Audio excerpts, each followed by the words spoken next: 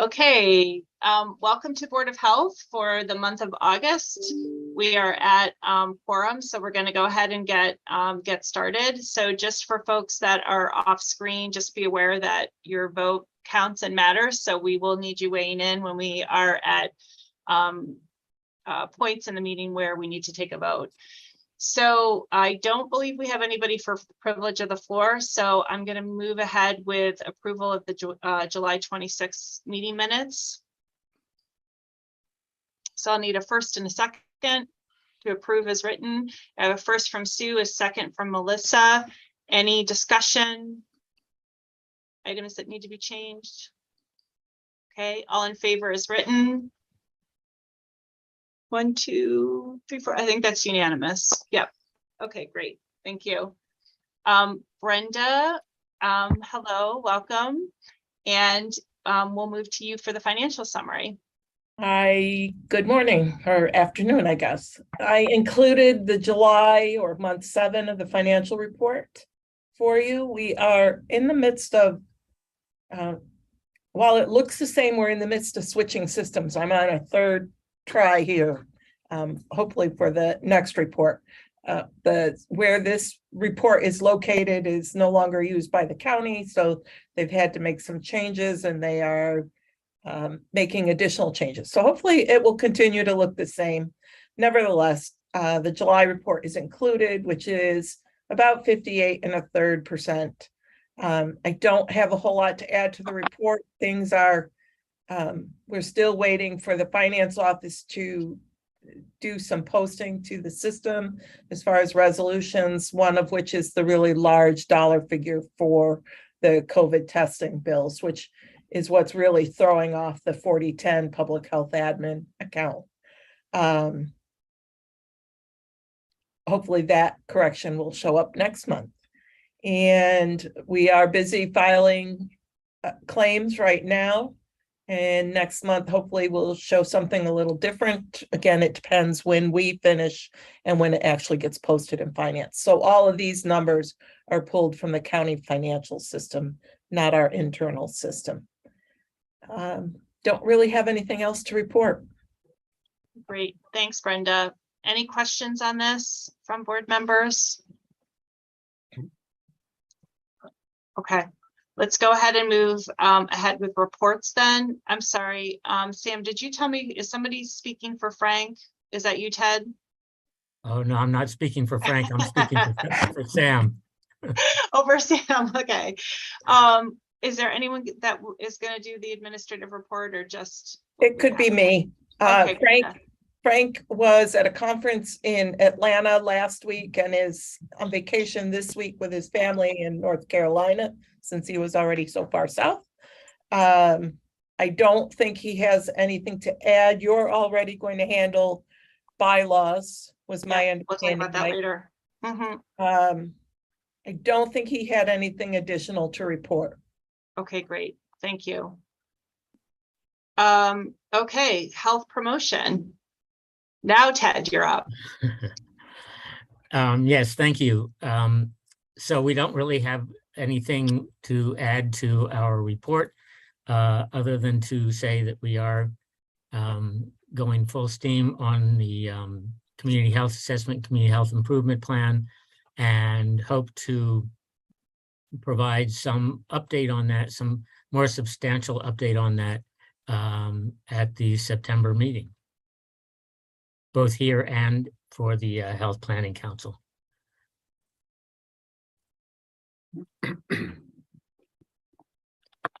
Okay, great. Thank you. Any questions for Ted on the health promotion report? I'm glad to hear that the community health assessment stuff is continuing to go full steam. So that's great. Oh, yeah. Yep, it certainly is. We've got a lot of help from a lot of people. And then the other question I just had really quick on this was about your survey that did you talk about the survey last time that you were doing of the county residents? Only that we were continuing to have it open. It is closed. It closed on the 1st of August. Yeah.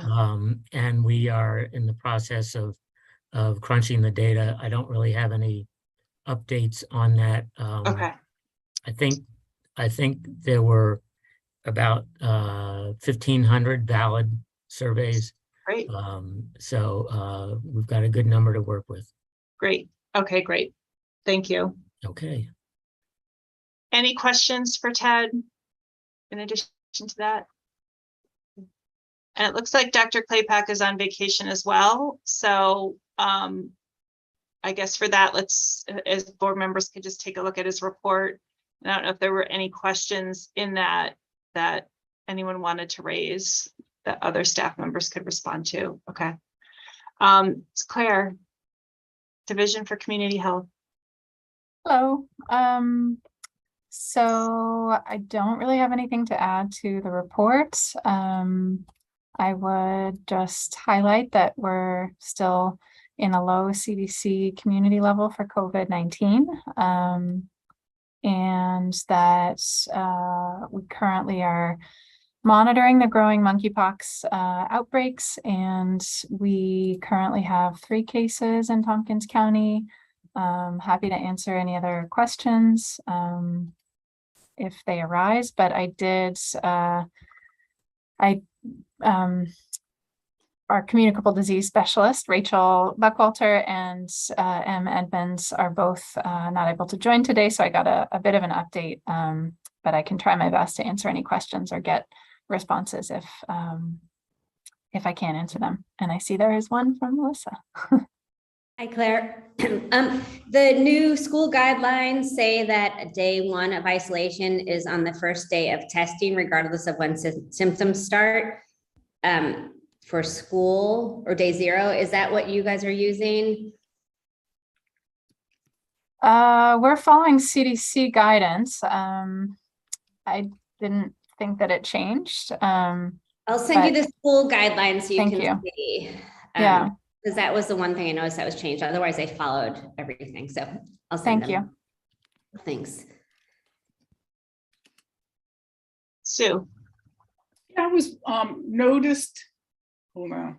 I noticed that Lyme disease is way up this year. Is that a detection thing? Do you think that's real? Is there any thoughts on that? I know that this year the definition, the case definition expanded, but I can look further into that when our communicable disease nurse is available and see if there's any alarming patterns. I do think it's the season that we always see upticks, and it's definitely the right time to continue with promotion and education so the public know what to do.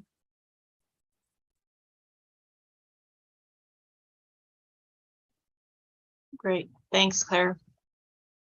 Melissa, your question was related to COVID, not monkeypox, right? That's what I thought. But talk about monkeypox in the school guidelines. I was like, wait, they issued guidelines on that? Okay. Sorry, that's COVID is still in my head, even though no one else cares. Yeah. Okay. Okay, thanks. Any other questions for Claire? Okay, great. And it looks like Deb might be on vacation as well. So we will have, this is like a August meeting, right? Like everyone's on vacation. Deb's on vacation. Our county attorney is here though. So any reports from the county attorney perspective? Yes, briefly. We don't have anything much to report, but I do have a question, which I took up with Brenda about whether I could take a straw poll here. And let me explain to you why. There's been a little bit of a dispute breaking out over who should be paying for hand soap and paper towels and the like in some facilities where our people do not have easy access to toilets. There are rules enforced by the Office of State Comptroller that certain things cannot be bought with public funds. And I think with the advent of flu season coming, it would be foolish beyond belief not to make sure that these types of items are available to all of our employees. So, and we spend county money with. So I guess if I could take just a quick show of hands, or if you have questions, I'll be happy to answer them, but it's about as simple as it sounds. would you be yay or nay on the idea of spending some money on some paper towels and hand soap and disposable wipes? Anybody opposed to that?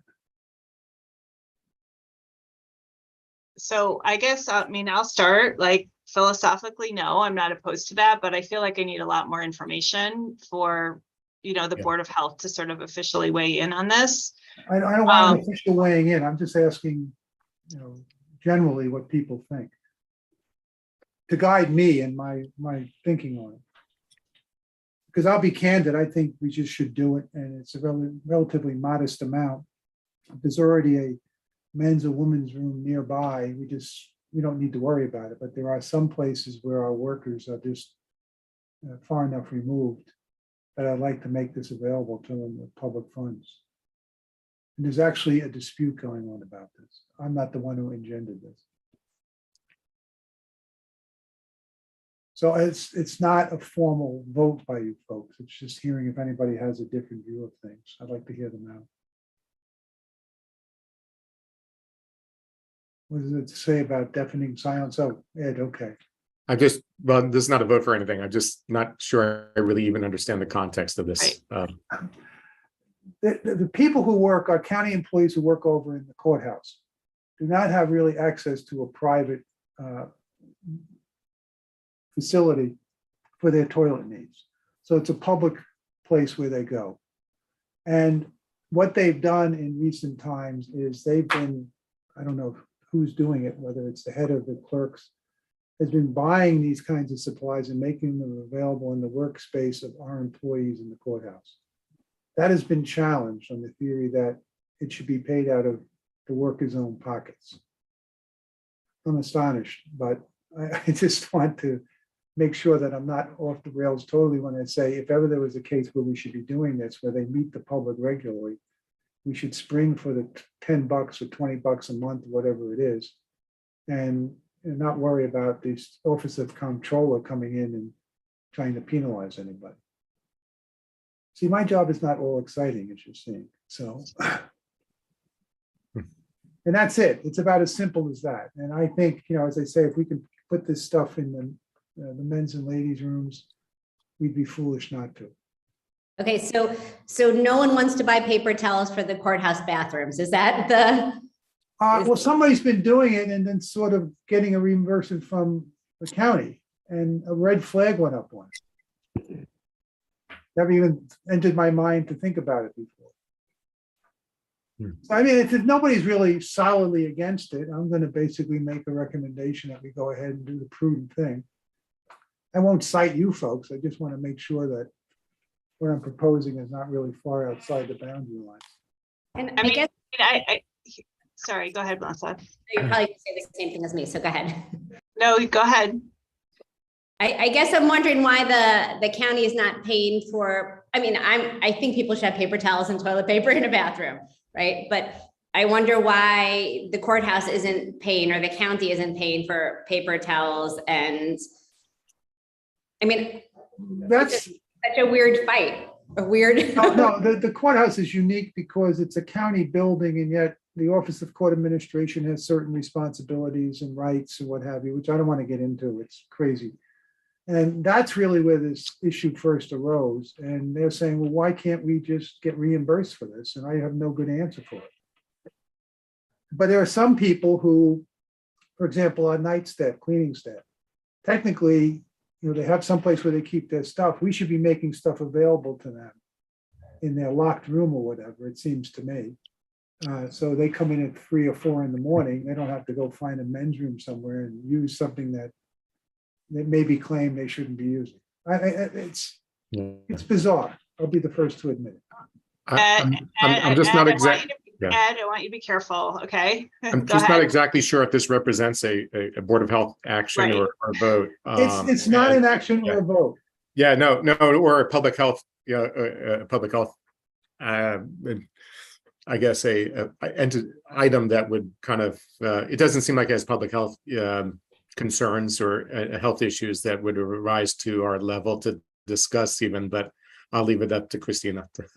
So- Right. So I mean, I think that's what I'm kind of getting at. Like, if you're asking our personal opinions about things, I think we're happy to provide that, but I want to be careful in this meeting, like what we're doing, because this is, yeah. So, Absolutely personal is fine. If somebody can think of a good reason for me not to give this opinion, let me know. right. That's That's all I'm what, doing. so after the meeting, outside of this meeting, if folks have personal opinions about this, then why don't you go ahead and let him know? So, That's good. You can either email me something or I can stay online for a few minutes. yeah, that'd be great. I think generally from a public health perspective, we think people should be washing their hands. We probably are all comfortable with making that statement. So. Okay. Environmental health, Liz, I don't have anything to add to my report. thank you. And then Brenda, oh, I'm sorry, Harmony, I'm so sorry. I keep forgetting that you're here. So from the CSB perspective. The CSB did not have a meeting in August, so I don't have anything to report from that. Okay, great. Thank you. Okay, thanks for all the reports. Let's move on to our enforcement actions now, both of which relate to hotels in the area. One was more related to, I don't know, fire safety, egress, things like that, it seems like, and lighting. And then the other was related to swimming pool, if I'm remembering correctly. So let's start with Econo Lodge. Hold on one second. Let me just get down to the right place in the right enforcement action. And so let's start with Econo Lodge. Let's go ahead and put it under a motion to approve as written. If there's a first on that and a second. We have a first from Ed and a second from Sue. So go ahead and open for discussion. Liz, let's start with you. If there's anything in addition to what is already in here. This is the one related to emergency lights, fire, imminent fire, shock risks, Fire, etc. yeah, essentially fire safety Yeah. violations. So, yep, so it was a repeat fire safety violation since they had them on a first and then a second inspection. Yeah. Proposed penalty of $400. Any questions on this? Okay, let's go ahead. Oh, Sue, please. Yeah, so I mean, I saw that whenever their first one was that September inspection. February, they had a lot of stuff that needed attention. And then when you guys went back in June, it was just one light on a stairwell. And I wondered where the $400 fee came from for that. Do you take into consideration what their prior violations are? So this isn't, so we have an established penalty policy for food it comes from service that. establishments, right? For other facilities, we have historically proposed like $400 for an initial penalty unless they have like obvious intent to not comply, in which case we would do $500. So this is based more on our historical penalty assessment. And the hazard that was in June was one of the public health hazards. It was not one of, some of them were in the blue violation category, and the one that was still there was a red critical violation. Okay, thanks. Thanks, Sue. Any other questions on this one? Okay, we ready to vote? All in favor is written. I think that's unanimous. Anyone opposed or abstaining? Yep, unanimous. Okay, thanks. Okay, let's go on to our next one. Our next violation was the, I guess, Country Inn and Suites, right? Yeah, for the swimming pool. So let's go ahead and put this under a motion first to approve as written. A first from Melissa, a second from Samara. So let's go ahead and open up discussion. So this is for both for their main pool and spa pools. The facility has, if you look at their history, they have had problems maintaining their pool, safe operation of their pool. And so they did have repeat violations here, or wait, not repeat violations. Sorry. Thought I had looked at this earlier, but in any event, they're having a difficult time maintaining their disinfection, and we have not been successful in previous efforts for them to maintain their disinfection. So we are now requiring additional actions, more than we would at a normal TR pool. To have somebody either figure out how to do this or to hire a certified pool operator to ensure safe operation. And then I noticed that there was a complaint. Does that mean that a member of the public called or was like trying to use the pool or something and called and complained? And that's why you went in? I couldn't remember. I couldn't tell from the inspection reports what had happened. Yes, that would mean that we received Okay. a complaint. Yes. And those pictures were from when they went in to look at it. I would have to confirm that, but I would Okay. assume, Okay. That's good. yeah, I'm sorry. I'm not exactly certain what the,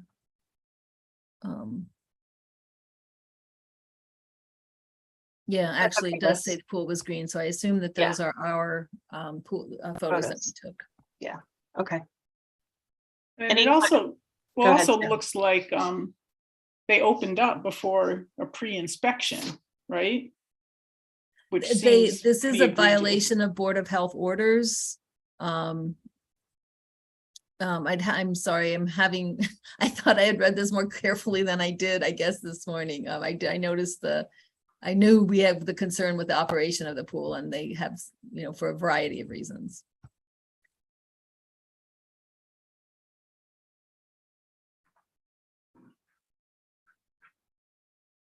Okay. Sue, did you have any more questions? Okay, just any other questions for Liz on this? Yeah. Go ahead, Bill. Quick question, Liz. Are these two facilities owned by the same common ownership? Yes, these are both, it's, they have a swimming pool and then the spa pool or at the hotel. What I'm saying is O'Connor Lodge and Country Inn, are they both owned by the same? Oh, ownership? I know I was asking if those were the only two. Let me just check. I mean, if that's who I'm not seeing, yes, they are owned by the same people. And I think these are the only two that person owns and manages. Right.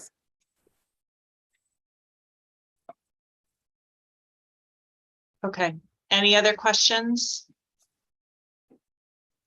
All right, let's go ahead and vote. All in favor as written. All opposed. And all abstaining. Did everybody vote? Okay, let's do it again, because everybody has to vote. Okay. You have to vote for something. I'm not saying what you have to vote for. Okay, all in favor as written. All opposed and abstentions. Okay, thank you. Okay, so that takes care of our enforcement actions, I believe. And so let's, Claire, are you gonna talk about the quality improvement bylaws? I'm happy to. They are Board of Health bylaws, so I don't know if you want to guide the discussion on that. Okay, and I then wasn't. could. Yeah, sorry. I wasn't sure if you were going to just kind of start with giving an update about what the quality improvement piece was, but I can also, the way the agenda item is written is just a little confusing because we need to talk about the bylaws more generally, but then also that quality improvement section. So whichever maybe you'd like to do first is fine with me. I can do the other part. Let's start big. Let's start broad to give context, and then we can dig into the quality improvement section. So at the end of your packet, and I want to recognize and thank Sue and David, who's not here, for their help in reviewing the bylaws. So as a reminder, as we move forward with the process for integration of the two agencies, that we have two kind of separate boards that are governed or have a different set of sort of regulatory or law attached to each of those and what they need to look like. So we're not proposing to merge the two boards together. The boards will still remain separate with their own sets of bylaws, but what we are trying to do is create some more consistency between the two of them where we can do that. And then also that we're asking to have language updated to reflect what will become the new sort of nomenclature around the integrated agencies, so that we're consistent within our bylaws, that reflects the direction that the agency overall is going. So at the end, what we did is we've given you some edits on our existing bylaws. There's some red line strikeouts in there, and then also comments along the right side to help with trying to explain why we were recommending certain changes, where we're saying this is for the purpose of alignment, or this is for the purpose of reflecting new language. We still have some additional updates that will need to go in here as they finalize the charter and what that language will really look like. But wanted to run this by you to show you this. And what we need from you is a sense of like, yes, you're okay with this going forward. You're okay with this going forward with these edits, or you don't like some of the wording and you would like that changed, or whatever else you might have to say about it, or just want to have a discussion about it.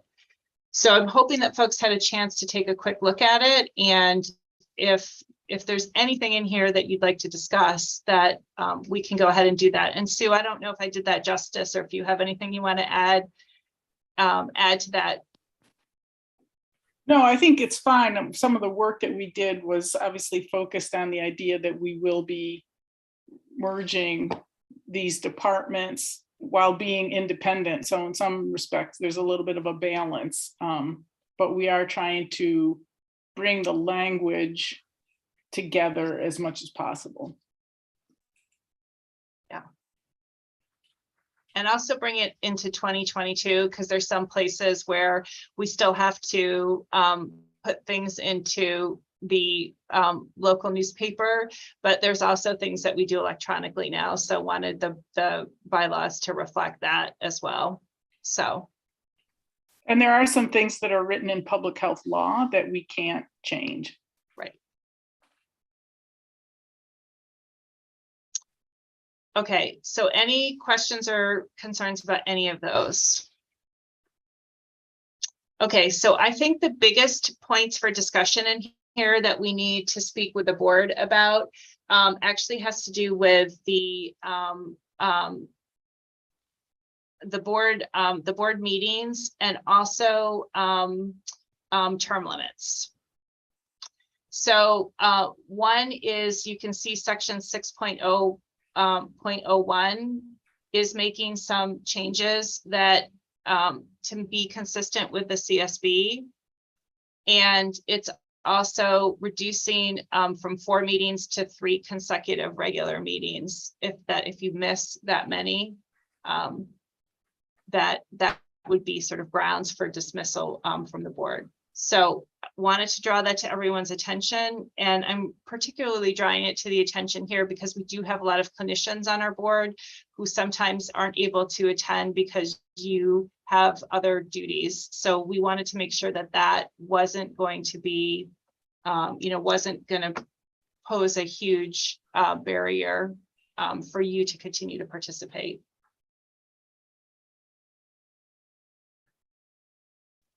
So I'm assuming we're good with that, because I'm not hearing anything back. No, it seems reasonable. Okay.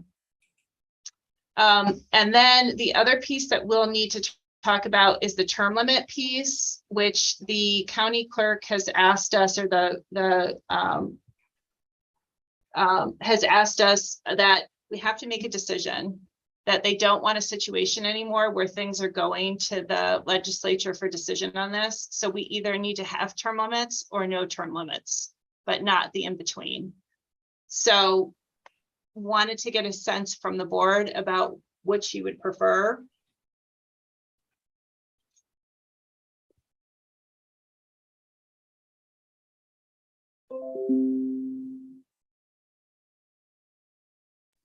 So Christina, just to remind us, currently it's 2 4-year terms, but it can be 6-year terms, but it can be extended with a request to the county legislature, right? And that's what they don't want to have happen.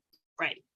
So they either want us to say, here's the terms and here's the term limits, or there's no term limits. What they don't want is this in between where, well, it's sort of term limits, but you can go and ask for permission to extend it. So they want us to make a decision of which do we prefer.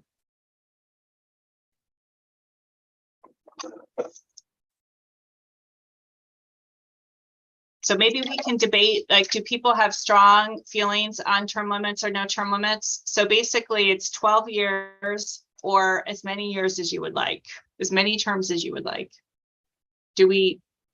Which way do we think makes more sense for the board? Like 12 years is a long time to me. That's probably a good run.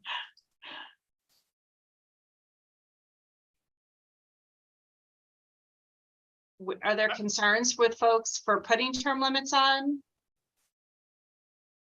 I mean, I think we've had, people on the Board of Health who've been on the Board of Health for a long time at least prior to this group. And I don't know if it's just, how difficult it is to get people to be on the Board of Health, and whether that's a concern about having term limits. And it's only a problem until it's a problem, I guess. I don't think we've ever had, I don't know if the board has ever had a problematic board member that, where term limits would have been helpful. So yeah, that's a tough one. Certainly, I think having fresh people from time to time is good. Yeah. Melissa, do you have, or Sue, sorry, go ahead, Sue. No, I just was to say right now the positions are staggered, so you never get a lot of people leaving at once. I know that the Community Service Board was concerned that they were going to lose some expertise if they had term limits, but I think we've been able to find replacements. I mean, sometimes it takes some work and some asking around, but we seem to have always been able to do that. I can argue both ways. On one hand, I want to be on the Board of Health forever. So selfishly, I don't want term limits. And I also see a role for the historical knowledge, because Mike, who was on it forever, was amazing to have on the board.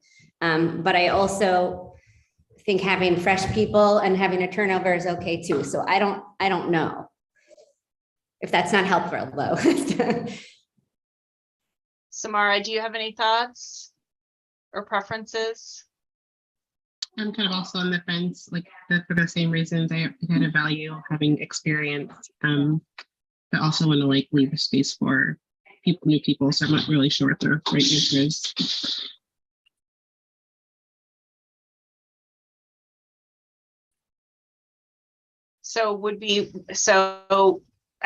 Even though I know that people are saying I don't have a preference, it feels a little bit more like people are on the side of not doing term limits.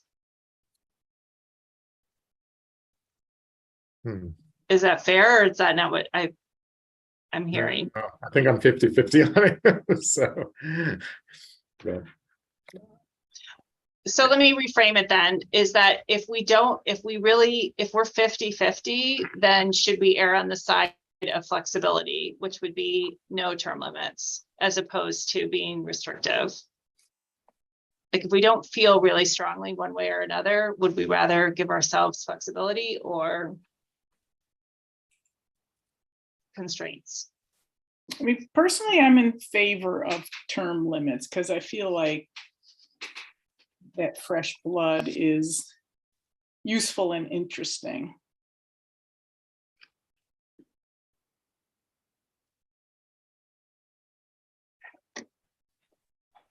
I think Sue won me over to that opinion, so maybe I'm leaning more that way. Thank you, Sue.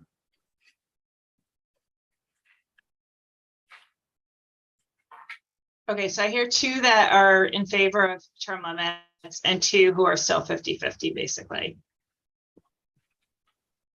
So you can't stay 50-50. I need you to make a decision one way or another. I'm sorry to put you in that position, but we have to be able to provide some guidance and feedback on what we would like as a board. So I'm seeing 2 in favor and 2 that are undecided. Do you need more time to think about it and get back to me, or like what would be helpful?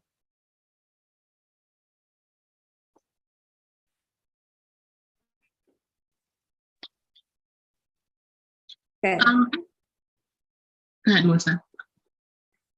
I don't have an answer.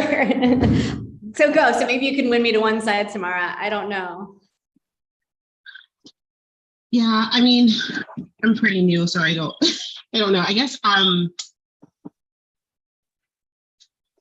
would say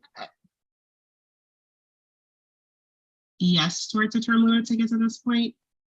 I honestly, I could lean one or the other because I don't have a strong opinion towards. I can see both sides of the argument, but if all things considered and with previous comments, I think that's fine. You know, I think you could argue on either side for a very long time, but I understand also what's being said. So, And I guess that's fine with me too, since I don't have a strong opinion either way. I think. What are you thinking, Christina? Yeah, so yeah, so I think I'm in favor of term limits because 12 years is a long time. I think that's a long time for somebody to come onto the board and also be able to develop sufficient expertise to move things forward. I also think that what the point that Sue made is important, which is that we don't have people turning over all at the same time, that it's really staggered, and that's good. And so I think that helps. And I don't know, when I guess I like the thought of community-wide buy-in in the sense that new people should come on and off the board and bring fresh voices and new people to work with. So I think I'm more inclined to vote for term limits, but I also would be, I'm like many of you, like if there were no term limits, I think that would be fine too. My guess is that we would have some that would end up sort of self-selecting to not do more than 2 terms at the most, but I also think it's helpful to know that it's 2 term limits, which is when you think about commitments, like, okay, I can commit to 6 years, but I can also commit to 12 years. But it's not forever and ever and ever. So I don't know. So I'm more in favor. Okay. So I think what I'm hearing from all of you, it sounds like we're getting to consensus around yes for term limits. Is that what we're all hearing? And Christina, you want to convey to Frank that there was some ambivalence. People could see both sides, and he might have a larger administrative view one way or the other. Like, what does the legislature favor? Are there other reasons that we're not thinking about outside of our own personal experience that we should consider? Yeah, I think that's a really good point, Sue. And I also think there's a few folks that aren't here right now that probably should weigh in, who are board members too. So I think we need to kind of do some of that afterwards. And I think if we hear anything different on this, we'll bring it back to the next board meeting to discuss again, to say, like, here's some new information that we didn't have at the August meeting. Like, here's some additional opinions, and that do we want to make any changes? So maybe just to wrap this part up, though, I think what I'm hearing from folks is a comfort level with the edits on the bylaws. I'm not hearing any major objections to that.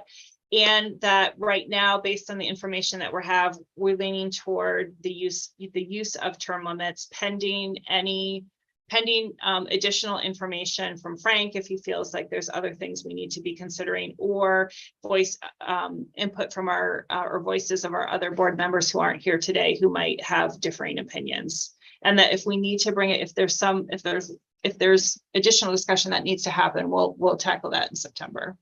Is that fair? Okay, so that's good for the minutes too. I think that's where the discussion should be. Okay, so the other part of this discussion we wanted to just have really quickly, because this came up as part of just looking at the bylaws, is there is a section 10.0.2 that's called the Community Health Quality Advisory Committee.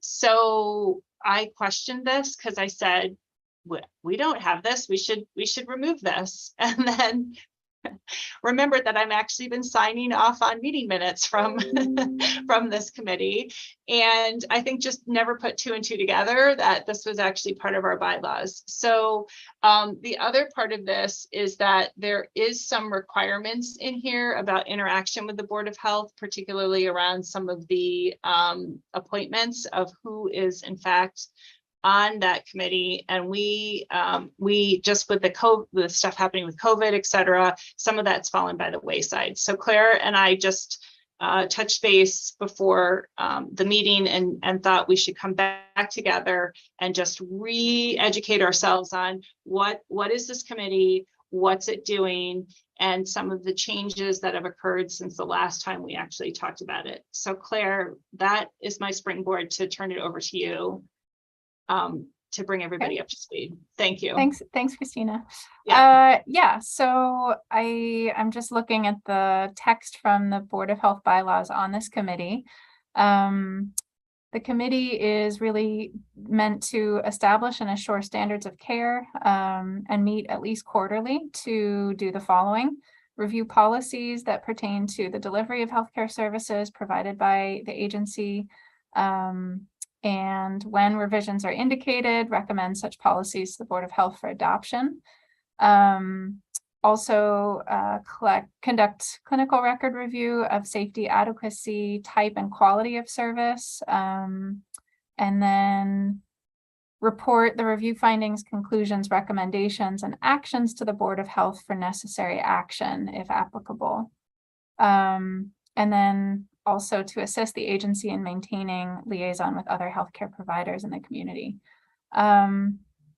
So the QI committee, the Quality Improvement Committee, is meeting quarterly now after a pause due to COVID. So we met for the first time in 2022 on what date?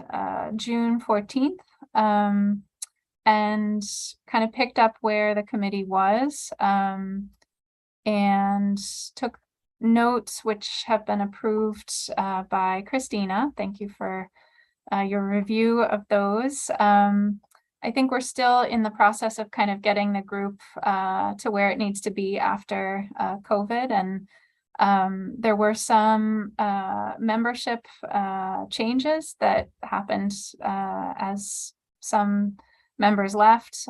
So we have some, and same for the staff as well, that are listed on our committee kind of participant list. So what I might propose is, instead of looking at it, because I don't think we've shared that list with the board members, maybe the next meeting we can share the annex of the proposed members and get that approved and any changes kind of implemented. But I think it's a rich opportunity to kind of look through our work and provide and get sort of in an advisory capacity from these experts in the community and other divisions in the health department, how we can be kind of assuring quality and improving the impact of our services. Great, thanks, Claire. And the telemedicine policy that we approved, or the televideo policy we approved, that came out of this committee, right? That we just did recently? No, that Or that was came out of different? Okay. a need that emerged from the services. So Okay. this committee meets quarterly, and they may have recommendations, or they may not. So Okay. we may also identify needs for policy updates outside of this committee, Okay, is my sounds great. understanding. Mhm. Do any board members have questions for Claire about this committee? Okay. So just as and Claire, thank you for teeing that up too, which is just for the board to know that in September we will get a slate of folks to vote on for membership for this committee. So it's just a simple majority vote by the board. But so you're not like, what is this and who are these random people that we're being asked to approve? That's the connection, and that's why we're being asked as a board to do this. Okay. And also just want to mention that it's updating an existing list that was already apparently appointed by the Board of Health. So yeah. Okay. Anything else for the good of the discussion this month? Because otherwise I think we have satisfied our agenda for the day. All right, well, I'll go ahead and adjourn. Yes, Ed. Yeah, did we need to have an official vote on that policy or whatever the rather the whatever this draft is? We don't need any decision on this draft, do we? The bylaws draft. Bylaws draft, yeah. So I don't think right yet, because we don't have all the language in there. Okay. I think the timeline is it has to go to the legislature by October.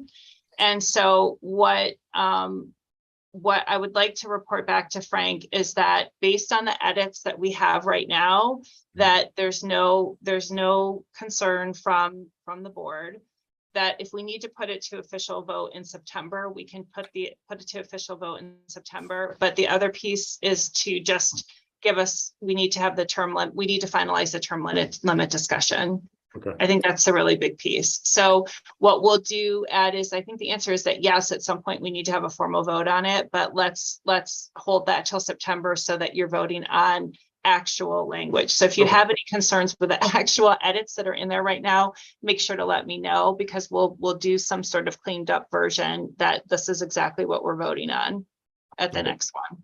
Okay. Great, thanks. Yeah. Okay. Anything else? All right, everybody. Have a great rest of August, early September for those of you in higher ed. Congratulations on another school year. K-12, you'll be ramping up here shortly. And everybody else who plugs through the entire year, thanks for all your work. We'll see you guys in a month. Bye. Bye.